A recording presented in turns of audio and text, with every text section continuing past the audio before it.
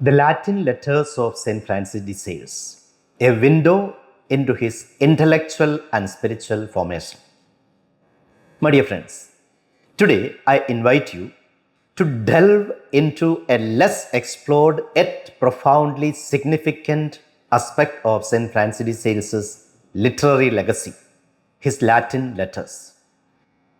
While St. Francis de Sales is widely celebrated for his accessible French writings, including the Introduction to the Devout Life and the Treatise on the Love of God, his Latin correspondence provides a unique window into his intellectual formation, his relationship with key figures, and the historical context in which he lived and ministered.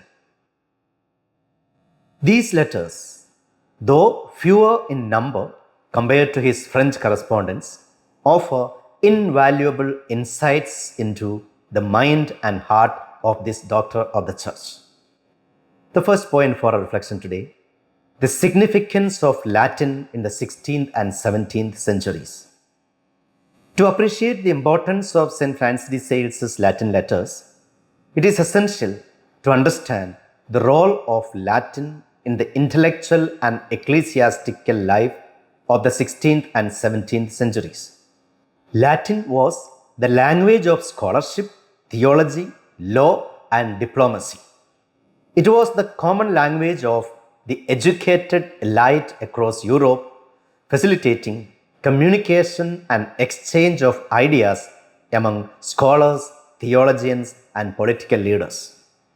In the Catholic Church, Latin was the language of the liturgy, the Vulgate Bible, and official documents.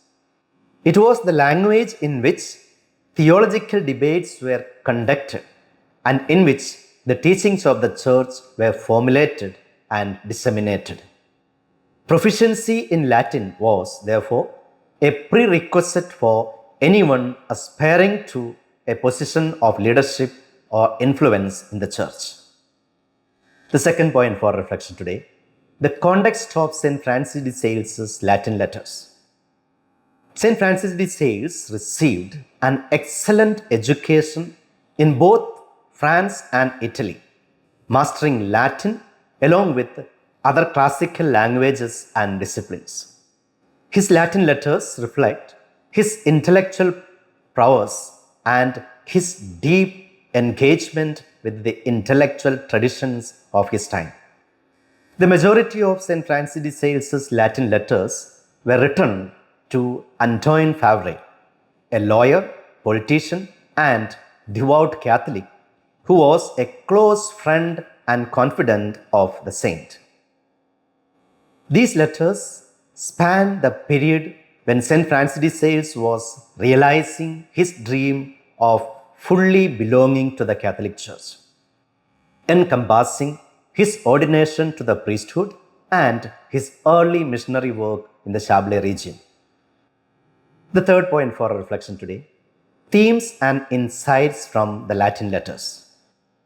The Latin letters of St. Francis de Sales touch upon a variety of themes, offering valuable insights into his thoughts, concerns, and activities. First of all, theological discussions. Some letters delve into theological matters, reflecting St. Francis de Sales' deep understanding of Catholic doctrine and his engagement with the theological controversies of his time. Secondly, missionary zeal.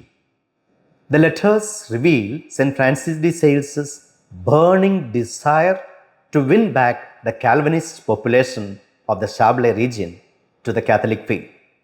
He shares his strategies for communicating the truths of the faith in a clear and persuasive manner, as well as his frustrations and disappointments. Thirdly, friendship and spiritual support. The letters demonstrate the deep bond of friendship between St. Francis de Sales and Antoine Favre. He offers encouragement, advice, and spiritual support to Favre while also seeking his counsel and prayers. Fourthly, personal reflections. Some letters offer glimpses into St. Francis de Sales's personal life, revealing his struggles, joys, and his unwavering commitment to God's will. The fourth point for our reflection today is examples of key letters and passages. While a comprehensive analysis of all of St. Francis de Sales's Latin letters is beyond the scope of this speech, let me offer a few examples of key letters and passages that illustrate their significance. First of all, in one letter to Favre, St. Francis de Sales discusses his approach to preaching to the Calvinists in the Chablais region. He emphasizes the importance of understanding their beliefs and addressing their concerns with charity and clarity. He also stresses the need to rely on Scripture and the teachings of the Church Fathers while avoiding unnecessary polemics. Secondly, in another letter, St. Francis de Sales reflects on the challenges of leadership and the importance of humility. He acknowledges his own weaknesses and shortcomings, and he asks for Favre's prayers and support in carrying out his duties as a priest and missionary. Thirdly, several letters reveal St. Francis de Sales's deep devotion to the Virgin Mary. He sees Mary as a model of humility, obedience, and love, and he encourages Favre to entrust himself to her care and protection. The fifth point for our reflection today is the philological significance. The Latin letters also offer insights into St. Francis de Sales's linguistic abilities and his mastery of classical rhetoric. His letters are characterized by their elegance, clarity, and precision. He employs a variety of rhetorical devices to persuade, to inspire, and to console. His Latin style reflects his deep immersion in the classical tradition and his ability to adapt it to his own purposes. The sixth point for our reflection today, the enduring relevance of the Latin letters. Although St. Francis de Sales's Latin letters may not be as widely read as his French works, they remain relevant for several reasons. First of all, historical context. They provide valuable insights into the historical, intellectual, and religious context of the 16th and 17th centuries. Secondly, biographical insights. They shed light on St. Francis de Sales's personal life, his relationships, and his spiritual journey. Thirdly, theological depth. They reveal the depth of St. Francis de Sales's theological understanding and his ability to engage with complex theological issues. Fourthly, inspiration for today. They offer inspiration and guidance for those seeking to live a life of faith, service, and love in the modern world. The seventh point for reflection today, accessing the Latin letters.